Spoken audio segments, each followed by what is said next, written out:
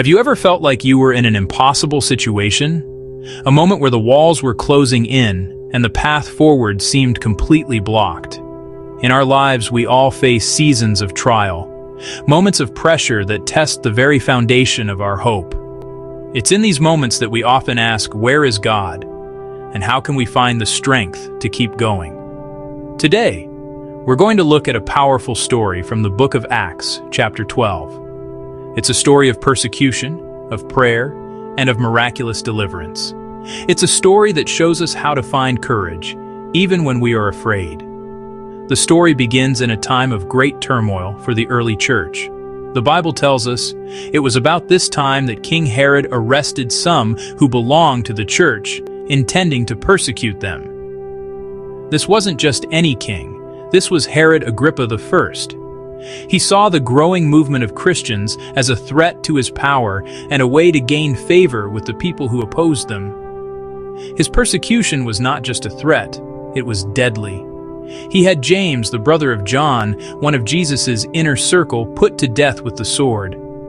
This sent a shock wave of fear through the community of believers. Their leader, a man who had walked with Jesus, was gone. And Herod, seeing that this pleased the people, decided to go further. He proceeded to arrest Peter as well. The timing of Peter's arrest was significant. It was during the festival of unleavened bread, a holy time. Herod planned to hold him until after the Passover, to then make a public spectacle of his trial and execution. The security was immense. Peter was handed over to be guarded by 4 squads of 4 soldiers each. 16 soldiers, responsible for 1 man. He was bound with 2 chains, sleeping between 2 soldiers, while sentries stood guard at the entrance. From a human perspective, escape was impossible. The full weight of political and military power was set against him. But the story doesn't end there. In fact, this is where the real power enters the narrative. The Bible gives us this crucial detail. So Peter was kept in prison, but the church was earnestly praying to God for him. Think about that for a moment. The church didn't riot. They didn't form a militia. Their response to overwhelming force was to gather together and pray, and not just a casual prayer. The original language suggests a prayer that is stretched out, fervent, intense. It was a desperate, persistent cry to the only one who could change an impossible situation. While Herod relied on his soldiers and his chains, the church relied on their God. And so, the night before Herod was to bring him to trial, something extraordinary happened. Peter was asleep. On the eve of his likely execution, he was at peace, sleeping between 2 guards. This is the peace that surpasses all understanding, a peace that comes only from a deep trust in God's sovereignty. Suddenly, an angel of the Lord appeared, and a light shone in the cell. The angel struck Peter on the side and woke him up. "Quick, get up," he said, and the chains fell off Peter's wrists. The angel then gave him a series of simple commands. "Put on your clothes and sandals," and Peter did so. "Wrap your cloak around you and follow me," the angel told him. Peter followed him out of the prison, but he thought he was seeing a vision. He couldn't believe it was really happening. They passed the first and second guards and came to the iron gate leading to the city. It opened for them by itself. They walked the length of one street, and suddenly, the angel left him. It was only then, standing alone in the cool night air, that Peter came to his senses. "Now I know for certain," he said, "that the Lord has sent his angel and rescued me from Herod's clutches." This story is so much more than a historical account of a miraculous jailbreak. It's a profound lesson for us today about courage in the face of persecution. The first thing we see is the stark contrast between the world's power and God's power. Herod had an army, a prison, and the force of law on his side. The church had prayer. And in the end, prayer was infinitely more powerful. The iron gate that was meant to keep Peter in swung open on its own. The chains forged to bind him fell away at a word. This reminds us that no matter how big our problems seem, whether it's a health crisis, a financial struggle, a broken relationship, or opposition at work. They are never bigger than our God. The second lesson is about the nature of our response. The church's first instinct was to pray together, earnestly. They understood that their battle was not ultimately against flesh and blood, but against spiritual forces. Prayer was not their last resort, it was their primary strategy. It aligned their hearts with God's will and invited His power into their impossible situation. And what about Peter's peace? How could he sleep so soundly? It came from a place of surrender. He had been in tight spots before. He had seen God's faithfulness time and time again. He knew his life was in God's hands. This doesn't mean he wasn't afraid, but his faith was greater than his fear.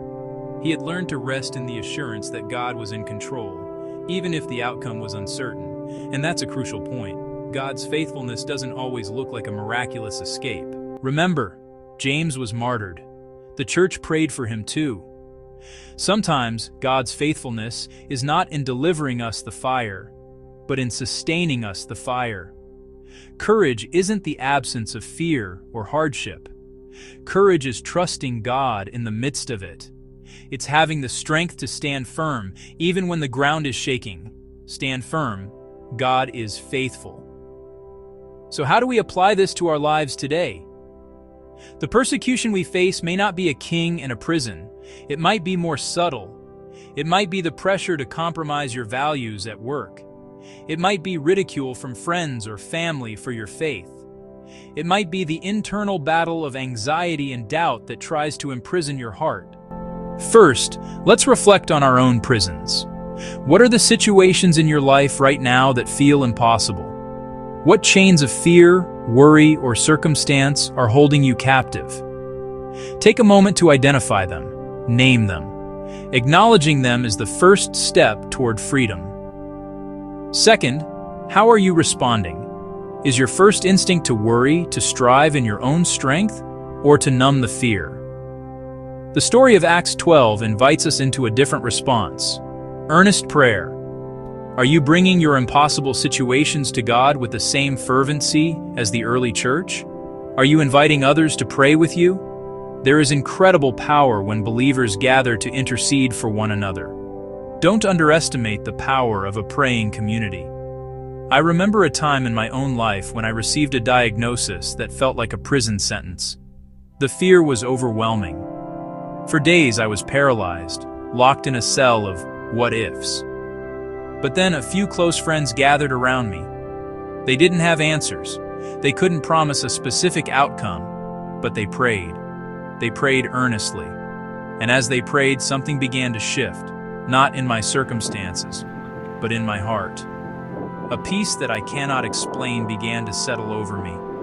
The chains of fear didn't vanish, but they loosened their grip.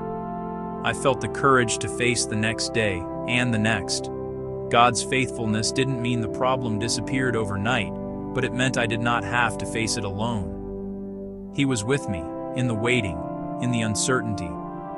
Maybe you're facing a relational storm. A marriage is struggling, or a child has walked away from the faith. The pain can feel like a constant heavy chain. But what if you, and maybe one or two others, committed to earnestly praying for that situation? Not with a guarantee of how God will work, but with the firm belief that He at work, even when you can't see it. What if you chose to trust His goodness, even in the pain? That is an act of profound courage. The power of prayer is not in changing God's mind, but in aligning our hearts with His. It's in acknowledging our complete dependence on Him. It's in declaring that our hope is not in our own strength, but in His faithfulness. When we pray together, we bear one another's burdens. We remind each other of the truth. We become a fortress of faith for those who are weak and afraid. We become the hands and feet of Jesus to one another, bringing His presence into the prison cells of our lives. Let's take a moment to do that right now, to move from just talking about prayer to actually praying. Wherever you are, I invite you to just quiet your heart. Take a deep breath. Let go of the distractions around you and the turmoil within you. Lord, we come before you now. just as we are. We acknowledge that there are parts of our lives that feel like a prison. We feel chained by fear, by anxiety, by sickness, by financial pressure, by broken relationships. It feels dark, and we feel powerless. God, we confess that our first instinct is often to worry or to try to fix things in our own strength. Forgive us. Teach us to turn to you first. Teach us to pray with the earnestness of the early church. We lift up to you now, in the quiet of our hearts, the specific situations that feel impossible. We name them before you. Lord, like Peter, grant us your peace that surpasses all understanding. A peace that allows us to rest even in the storm. Help us to trust that you are sovereign, that you are good, and that you are at work, even when we cannot see it. And give us courage, Father. Not a courage that denies fear, but a courage that acts in spite of it. The courage to stand firm in our faith. The courage to love those who are hard to love. The courage to take the next step, even when the path is unclear. We place our trust entirely in you. The story of Acts 12 ends with Peter, freed from his chains, knocking on the door where the church was praying. It's a beautiful picture of how our prayers connect with God's action. Your situation may not resolve overnight. The chains may not fall away in an instant. But as you continue to seek God, as you gather with others in earnest prayer, you will find a strength that is not your own. You will find a peace that guards your heart, and you will find the courage to face whatever comes your way. So do not lose heart. The same God who sent an angel to rescue Peter, who opened the prison gates, is with you right now. He is your defender, your provider, and your hope. Stand firm. God is faithful.